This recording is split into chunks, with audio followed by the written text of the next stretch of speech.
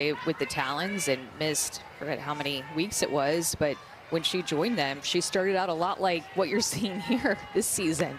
It's absolutely on fire. Great start to the season, gave the Talons a ton of confidence to have her join them. Just has such a big presence in the box. She played just 6 of 24 regular season games, and she played in the 2 championship games for the Talons. And in those 6 games that she played in the regular season last year, hit .647 with 11 hits, a double, a home run, and 5 RBIs. The 2026 AUSL season is here. You can get your 4-game Flex Pass, single-game season, and group tickets for the Cascade, Talon, Spark, and everybody at AUSL.com, as this is a gapper from Romero. It was fumbled for a minute. Romero trying for 3, and she is in there as Brady scores.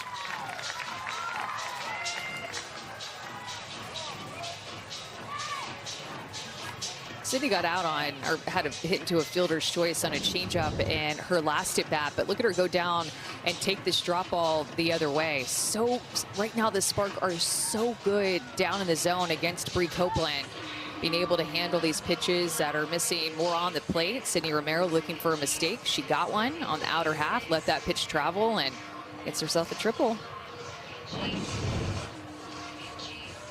And that is going to force a second inning pitching change for the Bandits, it appears. At least we thought. They had signaled down to the bullpen where Mariah Lopez was ready. Lefty, flamethrower Emily Kennedy, all finishing up in Japan right now.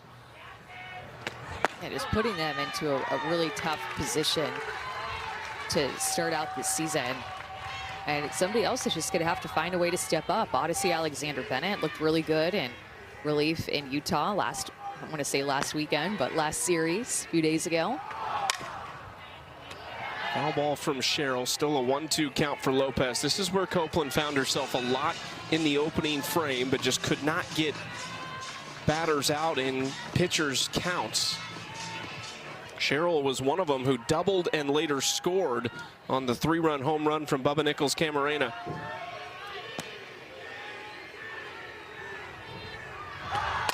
Cheryl to right field, blasted it toward the bleachers, and it's gone. The Spark power has traveled to Chicago. Another long ball for Oklahoma City.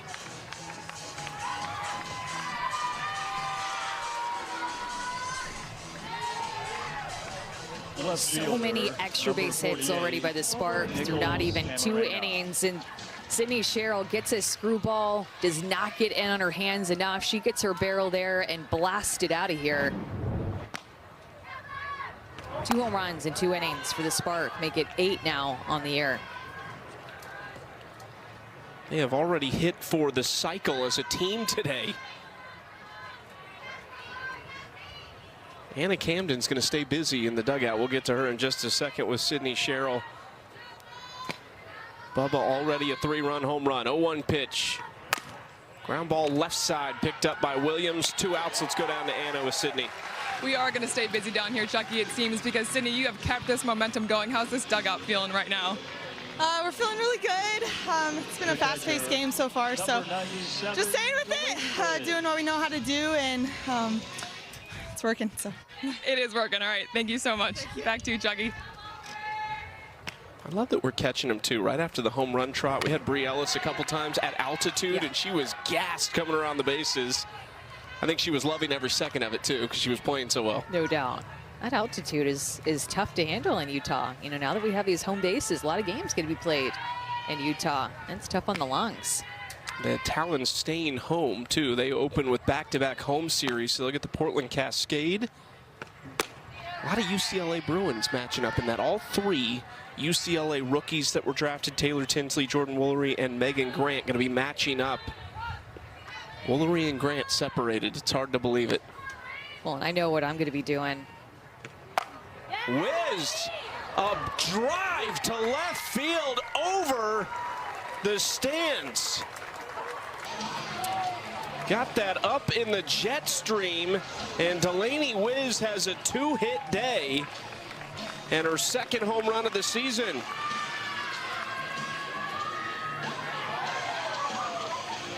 The Spark look like they are just swinging free, getting their best swings off. I mean, this is just not holding back at all. They like it up, they like it down. They are hitting and on time with just about everything. 3 home runs for the Spark already.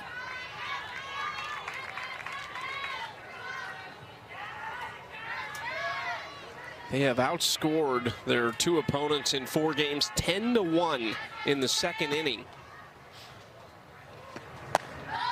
Warren takes and jumps ahead 2-0.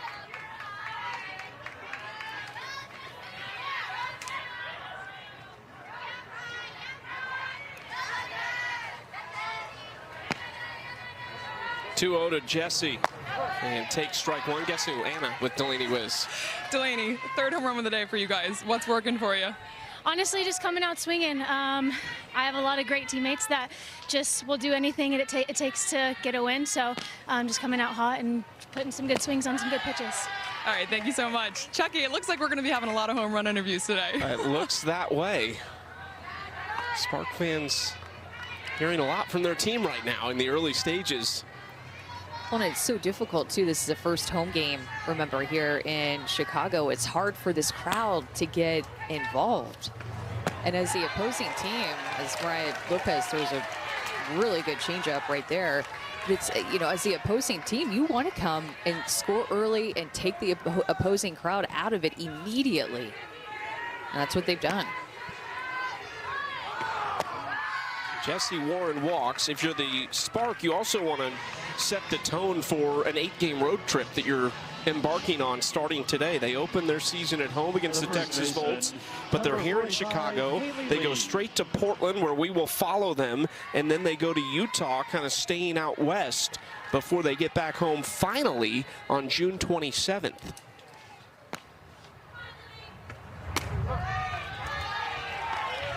Strike 1 to Haley Lee. The power possibilities don't go anywhere when Haley Lee steps in. Had a great career at Texas A&M and then finished with 1 year at Oklahoma in 2023. Now a 4th-year pro from Kingwood, Texas.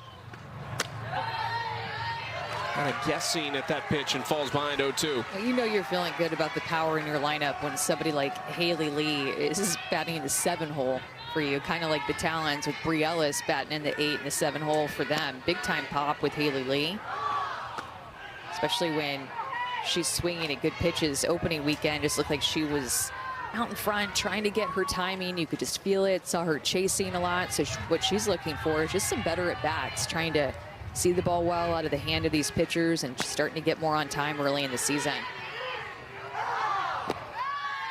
That's a good take right there to take that change up, more balance, not looking like she's out in front of that, but a really balanced take. And those are the small things that you're looking for as a coach and as a player, just to slowly, continually get better at bat to at bat. Ground ball left side, chance to end. Go in touch with my body, I can make the adjustments faster. And she said that the gratitude she has to play this game far outshines any day when her symptoms might be affecting her a little more. And sometimes also affects her schedule, so she might work out a little bit differently than the team does for extra recovery and things like that. But an incredible story that we saw develop, and you see Maya Johnson with her cake, little F chemo on the icing there. It's just been amazing, the career that she's been able to have in battling that, and just everything that she has been through. Is she gets a strikeout there, but I mean, such a strong, motivated, intentional player who it was such a big goal for her to get a chance to play in this league. And I think that there were times where she thought she might get overlooked because she was coming from a mid-major school, coming from Belmont. But what she didn't know is that everybody was talking about her, that she wasn't getting overlooked, that she made a name for herself in her college career. And really that story about her lupus, to my knowledge, just came out this year. And we didn't even know, with the successful career that she had at Belmont year after year after year, that she was battling through that all 4 years. Now facing Jessica Clements. Fights off the 0-2 pitch. Couldn't get cleared early on. Originally went to Pitt and redshirted 1 year there. It was Belmont who gave her the opportunity, and a big reason why she stayed this year, because in the special that ESPN did on Maya Johnson, she said she was getting offered some pretty big numbers to make a move away. She did enter the portal briefly, but decided to stay put. Well, she was at the top of any Division I college pitcher in ERA for her junior and senior year. You'd go and just prepare for an SEC broadcast or ACC or whatever, you know, prepare for a broadcast, and okay, where does this player rank nationally? Where does Nyjah Kennedy rank in ERA? Where does Jordy Fromm rank in ERA? And then you'd always see Maya Johnson at the top of that ERA list with a sub-1 ERA consistently, and just doing it against the Power 4 schools as well, not even just against the mid-major schools that she was playing mostly in her conference. And I think that was appealing to Kirk Walker when Belmont played some schools like Tennessee and then Alabama and regionals, and they were able to see her perform against the bigger schools, Georgia as well. Hard hit, and Romero takes it away from Clements. 2 outs. I think to Anna's point about Maya Johnson's first pitch bounces in off the turf from Mariah Lopez, and then of course Nebraska this year making it back to the Women's College World Series, led by Jordy Fromm for the first time since Taylor and Tatum Edwards were leading the charge back in 2013. Off the handle and snagged over there by Williams. There's one away. Well, what are the odds that they would have twins on their team both years that they made it to the Women's College World, or the last 2 times that they made it to the Women's College World Series? Right fielder, number 8, Grace Jenkins. Hannah and Lauren Cammons in this year. So now if you're Rhonda Revelle, you're thinking, I got to find a set of twins again. Yeah, I think that's the clear ingredient of success there at Lincoln.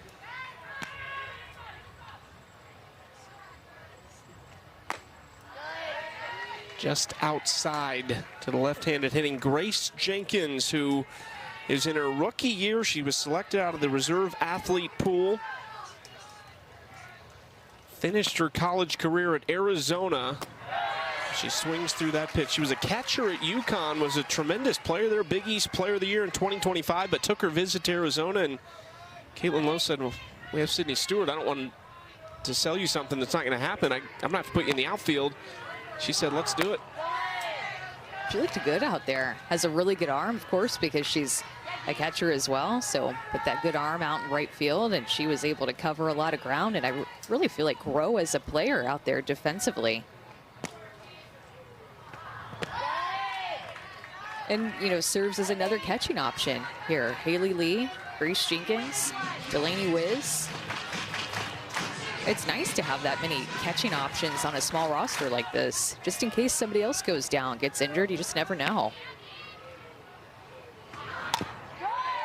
Jenkins out in front, but just got a piece of that in a full count. When I think Kirk Walker really had conversations with Lauren Lappin, assistant coach at Arizona, about if she believed, you know, Grace Jenkins could play at this level, and Lauren Lappin said, yes, absolutely she can. This is driven to left center field and off the wall. Jenkins took an awkward turn at first, but she is in safely with a double.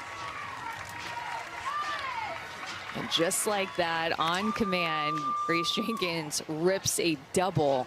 Lefty on lefty matchup, and she gets a curveball that's moving away from her, just stays on it. Another 2-strike hit here for the Spark. This time coming from the 9-hole. Almost got out of here. TrackMan's distance shows 225 feet. Some good distance behind it. This is lofted in the air. The wind is going to push this toward the wall, but just in front of the warning track circle makes the catch. And Jenkins is up to third. The shortstop, number 2, Sydney Romero. First time Maya Brady has been retired in the game, had a single and a walk. Now Sydney Romero, who reached on a fielder's choice and had an RBI triple last inning. Mariah Lopez with the pitch clock winding down calls time. It's a little different, a little faster here in the AUSL. 15-second pitch clock. The batter has to be in the box ready with 7 seconds. This is just off the bat foul. It goes by so fast. I mean, coming from the Women's College World Series to the opening series in Utah, you know, under a week time, that 5 seconds might not seem like a lot, but it really moves the pace of the game very quickly. The pitchers have to get ready quick, and so do the hitters.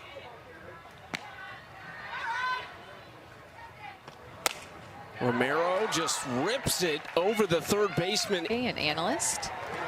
Down into shallow right center, and it's kind of knocked away by Jenkins, which allows Elon Butler to stride into second base. But how cool is that? Second baseman, number 50. That we're going to be able to have that as an option as a fan. Even more coverage of the AUSL this year. So many games on ESPN, and now adding in ESPN Deportes as well. That does go down as a double for Elon Butler, so both of her professional hits are doubles, and they're both kind of similar in the sense that they were kind of bloops into shallow outfield. We'll take it. Anything will work like that. Bandits have to start chipping away at this lead. So they're also in the danger of a run rule after 5 innings, same as the college game, 8 after 5. So not only do they need to get going if they want a chance to win this, they need to make sure this doesn't end early. Milana Agbayani, the rookie from Oklahoma, fouls it down the right field line. Yeah, exciting to see Carlin Pickens get the start against that Volts team that has a good offense as well, trying to string some things together. They lost that series last weekend in Game 3 in the rubber match on a walk-off hit by pitch. So you know that that Volts team has a little bitter taste in their mouth that they lost their opening series, and the way that it ended, a come from behind victory that the Spark had against them. And the Blaze played very well last weekend. I keep saying weekend. A few days ago, during the week of opening series. Be interesting to see too, when Carlin Pickens throws for Carolina, is it always Reese Atwood? It would make sense. That's who caught her in the first game. They know each other. They've played against each other. They've also played together for Team USA. So it makes sense that that's the batter you stick together and hope that in 15 years you're still watching them throw together. Well, and the other big news that just happened is Nyjah Kennedy signing to play for the Volts. So we had probable starters going into each series. She's not a probable starter. She just got there, but will she throw it all in this series? She'll join up with the team officially. So 17 out of 17 rookies of the drafted rookies have now signed to play in the AUSL this summer, which is just outstanding. And this senior class that we had with the rookies in this game, the rookies on all 6 teams, they're just absolute all-stars and add so much athleticism and depth to this league, to the veteran all-stars that we already had. Somewhat unprecedented back-to-back years with every draft pick signing, as Agbayani grounds out, and it works as a sacrifice to move Elon Butler over. The center fielder, number 18, Morgan. Can you imagine being a GM in this draft, trying to figure out who you're going to take first? So you go with Carlin Pickens. That was Dana Sorensen's first pick for the Blaze, and then Nyjah Kennedy. I think we felt like those would be the top 2, just didn't know what order. And then Maya Johnson, who we're watching right now, is in the circle, the 3rd pick. So many stars. Like, I just don't know any other way to say it. The amount of talent in this league, from the veterans who may have been playing for 10 years at this point, or 5 years, or it's their first year for these rookies. This league is loaded with talent, and that rookie class, I mean, the senior class this year was just the hitter in Megan Grant setting a home run record and a D1 record single season with 42 home runs, and Jordan Woolry with over 100 RBIs, becoming only the 5th player ever to do that. Maya Johnson, Ruby Malin on the Spark. I mean, there's just name after name after name in that first-round draft. If you're a first-rounder in this draft class, like, that's a big deal. Maya Brady was having, or excuse me, Maya Johnson was having some problems with her pitch comm. I think Maya Brady's is working out in center field. It is tricky with this Spark team because I think we have 3 Sydneys and a couple of Mayas. So we have some repeat names that you just got to make sure that you're on the same page of who you're talking about, when you're talking about them. Zirkle swings through that pitch on the outside corner. 1-2 count here to Zirkle. This is the spot the Bandits need to come through in the 3rd inning.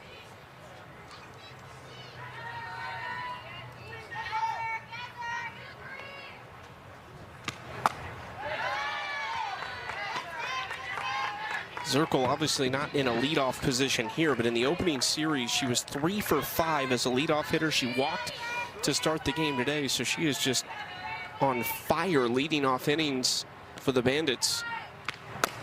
Chops this left side. There is Jessie Warren, who reaches up and makes the play.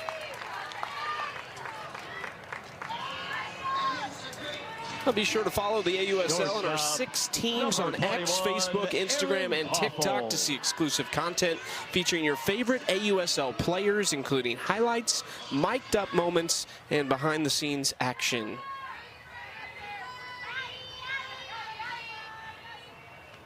Aaron Koffel, the last chance in the 3rd for Chicago, watches the first pitch outside, ball 1.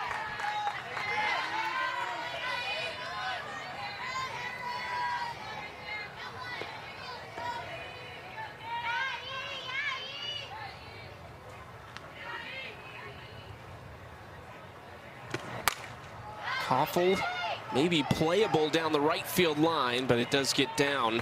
And you know that with Erin Koffel in the year that she had last year, and just a prolific hitter, MVP of the league, the amount of home runs that they hit, or that she hit, she's going to get pitched around with a couple of rookies batting behind her, and Taryn Kern and Jocelyn Erickson. So it's going to be important for her when she gets a pitch like that last one that's close enough to hit, especially with the runner in scoring position, she gives it a go.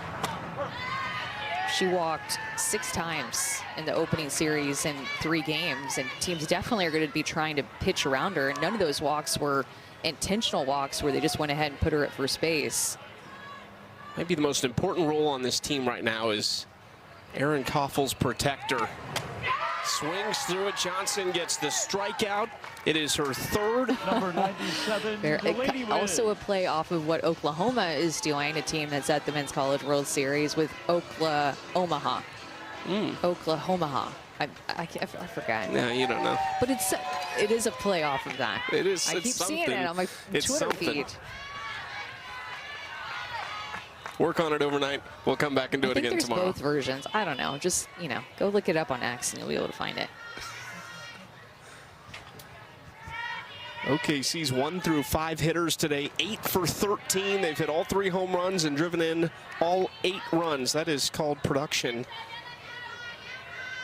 Delaney Wiz is a part of that. In the 5 spot, a single and a solo shot in the first 2 innings.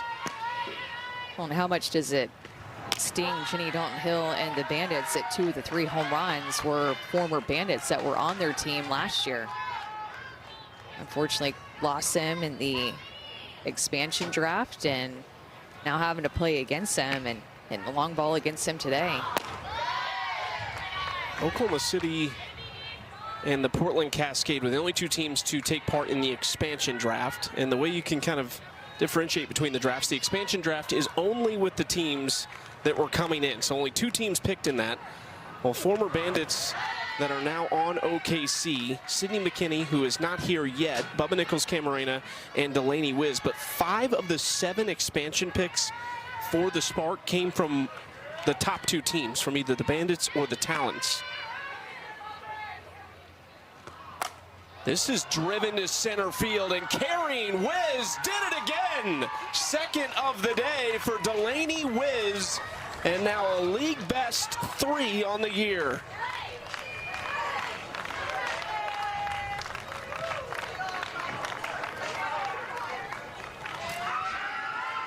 Her other one was just a dead pull side to left field, and it went about, I didn't get a number on it, but I think it went about 280 feet.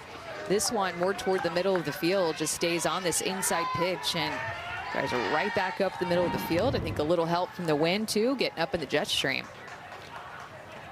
Delaney had just 2 hits in the opening series. One was a double, one was a home run. She has 3 hits today. 2 of them are solo shots. We've talked about Delaney for a couple of years now as being one of the more underrated players in the league. Ground ball right side, Agbayani handles it. And guess what? Let's hear from Delaney Wiz again. All right, Delaney, here we are again. Oh, okay. You just launched that one over the fence. Did you know it was gone? The first baseman. I feel like I never know when it's gone, so I'm just running hard out of the box, and then if I turn, it's gone. It's gone. Tell us the secret. Is there some sort of magic in the air today for the Spark? No, just competing every pitch. I think that's just our motto. Win every pitch and see what happens from there. I love it. Thanks, Delaney. She can play both corner infield spots. She can catch. She was so clutch last year for the Bandits, had 2 walk-off base hits.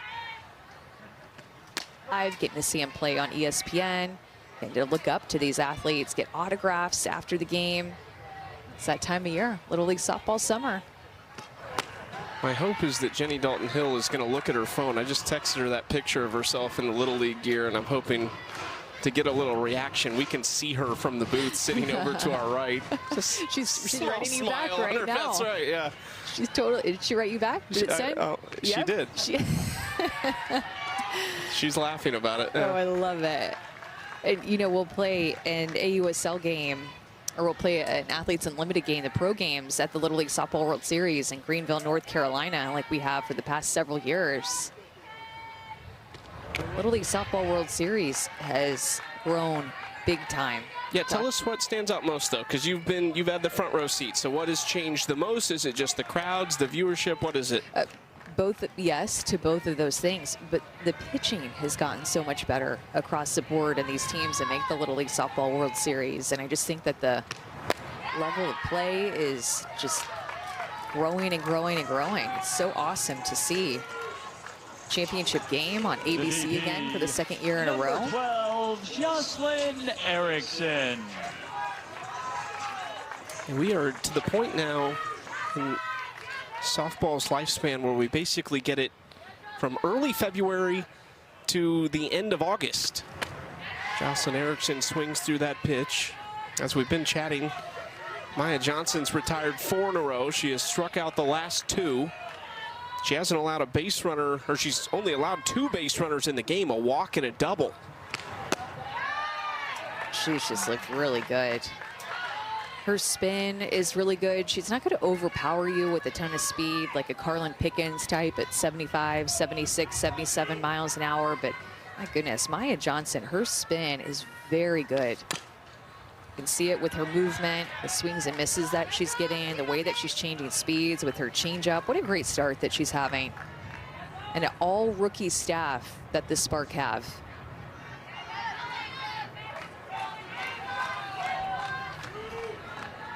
One-two count now to Erickson, trying to retire 3 straight on strikes. Popped up on the infield, long run, and caught over there by Haley Lee, who takes charge on the infield. 2 outs. You said it, the AUSL Pro Game at the Little League Softball World Series presented by Dick's Sporting Goods returns on Wednesday, August 5th at 7 Eastern on ESPN2 from Greenville. You can watch the stars of the AUSL compete and inspire the next generation. Visit theausl.com for more info. So you said it, Maya Johnson leading this young pitching staff. All 5 of them that are active right now are rookies, 3 of them out of the reserve athlete pool. So they're still missing Jalen Ford, who's an 11th year pro from James Madison, and Elena Vaughter, as well as Maddie Penta. But what a luxury to be able to go in and get Lindsey Grine out of Oregon, to get Ruby Malin from Oklahoma State, who we'll see in Game 3 get the start, and the lefty from Duke, Cassidy Kerr, who's off to a great start. This is a all-rookie pitching staff that is legit. Gives a bunch of different looks. They all have a ton of confidence. They all had great senior seasons, awesome careers at their colleges. Some of them got golden tickets, and then some of them didn't. And I'm just absolutely thrilled to see somebody like a Lindsey Grine, who didn't get a golden ticket handed out to her, not one of 17. to still be able to come and pitch in this league. And Ruby Malin, same thing. Cassidy Curve, the amount of pitching in that senior class was plentiful, and I'm so happy that they're getting a chance here to show what they've got. 2-2 count. Just misses outside to Sammy Williams, who struck out looking her first time up. And you mentioned the Bandits pitchers that are missing, but the Spark are also missing 3 pitchers. Jalen Ford, Maddie Penta, and Elena Votter put into a tough position. But these rookies are ready to go after their college seasons, primed and ready to compete, and ready to make a name in this league before they get back and compete with the Spark. And part of the benefit there of the young pitching is no one's seen them. At least in person, you can see all the video you want, but a lot of these hitters have not faced them, and these longtime vets in the league. Now, a lot of times that's still not enough because we've got some elite hitters. This is going to be a professional debut here for the Bandits' newest member. Bella Dayton had to depart for international duty with Team Italy. She is in Prague right now, getting set for a qualifier. And this is their newest member, Tiana Bell. Rookie from Antioch, California, finished her college career with... Game is going to be so intense, playing for a shot in the finals, and dining conversation at Davis Diamond, and a lot of people are going to be there. It's going to be very hot, of course, in Texas at that time, but the softball is going to be a little spicy too, which I love. It's going to be awesome to see. Bandits and Talons last year. The Spark trying to position themselves to be in that spot in their first year in the league. Ground ball back to Lopez, who takes care of it, 2 outs.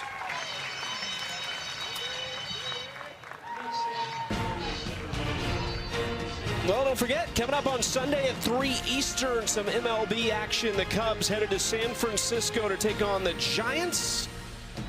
Game also on the ESPN app. Alana Agbayani, of course, comes from a very athletic family. Her dad, Benny, spent 5 years in the MLB. Her sister played softball at BYU and at Cal, and then her brother, Bruin, was drafted by the Twins in the 6th round of the 2025 MLB draft. This is Maya Brady into the gap in right center field. Another extra base hit for her, and she is going to try for 3. It's a triple for Brady. It looked like she might have just been happy with 2, but she says, no, I'm going to go see Joe Evans at third base. She made a decision as she was going into second base, seeing just how that ball was playing out, that she knew she was going to go on a sky-high trajectory, put the team on her back, took a lot of innings, took a big bulk of the load, and she just loves those moments, can handle a big load of innings, and she is just super competitive. Hard thrower, go mostly down the zone with her drop ball, change speeds a tad with her changeup, and can spin the ball up with her rise.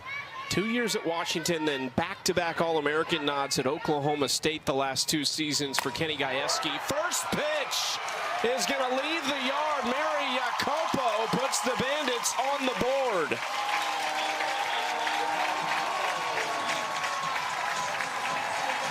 Something she did a lot as a Longhorn, but her first of the season. Well, and an important run there to get Chicago on the board, break up this shutout, and Chicago's going to try to score more here to break up this potential run rule. First pitch she sees, Jacopo gets all of it on time for 70 miles an hour down the heart of the plate, just throws her barrel at it, and lets Ruby Malin provide the power off the bat for a home run. Mary Jacopo hit 43 in her 3 years at Texas after starting her career at Oregon, so she has that power, but she really struggled last year offensively and is off to a better start this year. That's her 3rd hit already of the season and her first home run.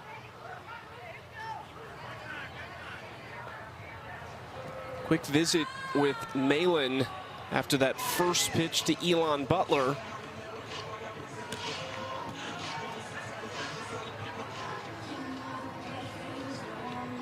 Ruby Malin not just getting a chance back in the pro level, but also doing it very close to where she finished her college career in Stillwater at Oklahoma State.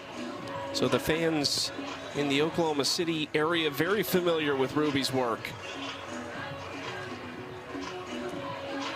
Still just 3 outs away from ending this in the 5th inning and improving to 3-1 on the season.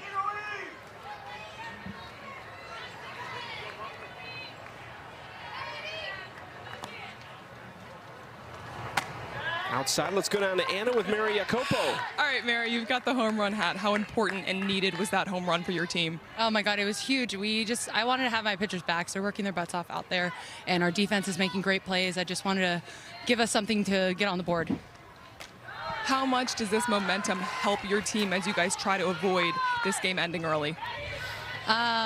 We got a couple more runs before we're staying alive, but I think momentum-wise, we've just been in a lull. It's not a secret we got swept in the first series, so just continuing to fight when backs are against the wall. So the momentum's really important right now. Really important. Keep fighting, Mary. Thank you. Back to you, Chucky.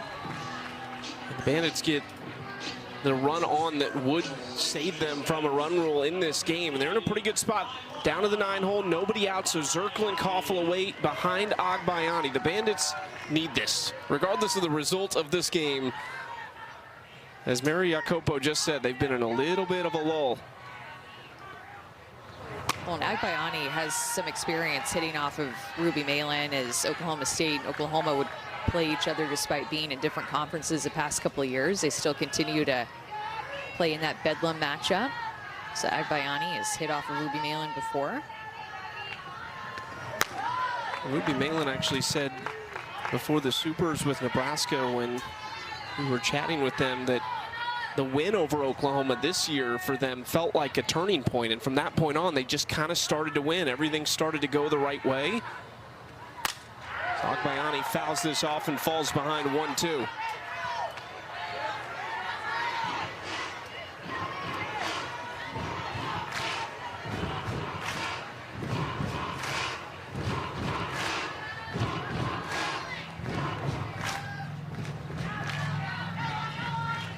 (12-2) in the hit column for the Spark over the Bandits, and there is out number 1 on the strikeout for Malin.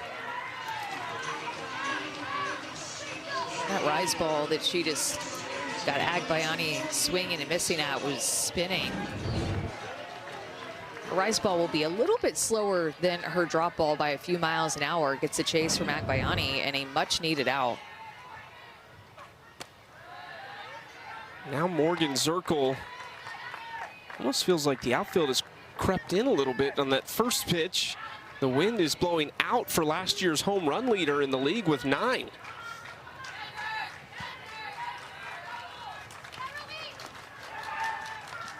(1-0) pitch fouled away by Zirkle toward her former college coach, Shonda Stanton, who she was recruited by at Marshall and played 4 years for. Now Morgan, the head coach at her alma mater.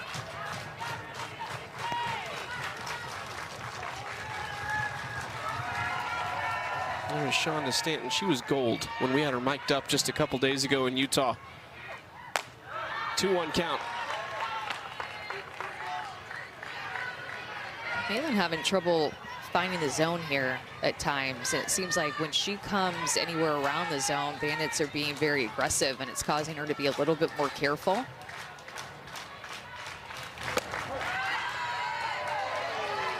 Have a good take like that. That's a professional take right there on Ruby Malin's outside drop ball, because that would be a tough pitch to hit. I mean, that's not necessarily one you want, but it's a call that goes Ruby Malin's way, and then gets her right back in it to get the strikeout. My goodness. Paints that corner on a tough 2-1 pitch to the veteran of Morgan Zirkle, and she goes back-to-back drop balls outside for the strikeout, puts the ball in the exact same place, and this time gets a little chase from Zirkle for that second out.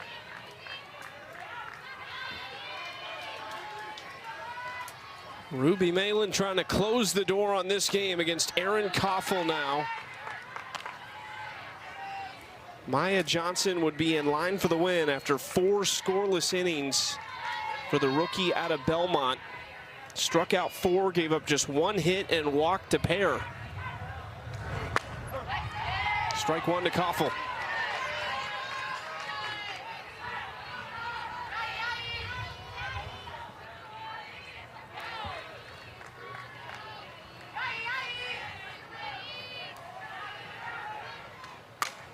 Koffel fouls this away, and Chicago down to their final strike.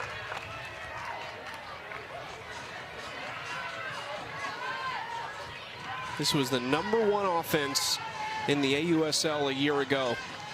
We saw that in Game 3 against the Talons, but they lost in 8 innings, 9-8. Just has not all come together at the same time yet for Chicago. This Bandits team hit 38 home runs last summer, led the league. A lot of pop, came out swinging early in the season. Their offense got out to a fast start. And it's just been the opposite to start this season, just trying to find their way.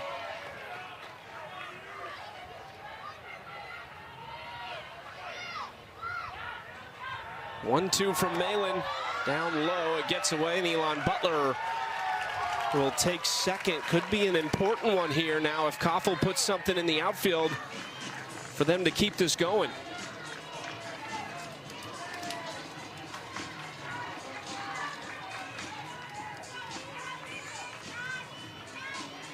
I think knowing that the 8-run rule lead is on the line with first base open now, I think that I would be really careful to Aaron Koffel despite this 2-2 count.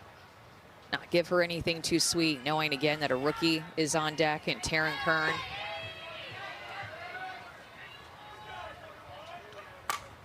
Another foul ball from Koffel. Well, and might not seem like much, but 2 more innings. More time for these Bandit bats to time up another pitcher. Malin is slotted to be the Game 3 starter in this series. And then if they were to get to her, to possibly have to go further into your bullpen. Taryn Kern awaits on deck, rookie out of Stanford. Got her. Job done for Oak.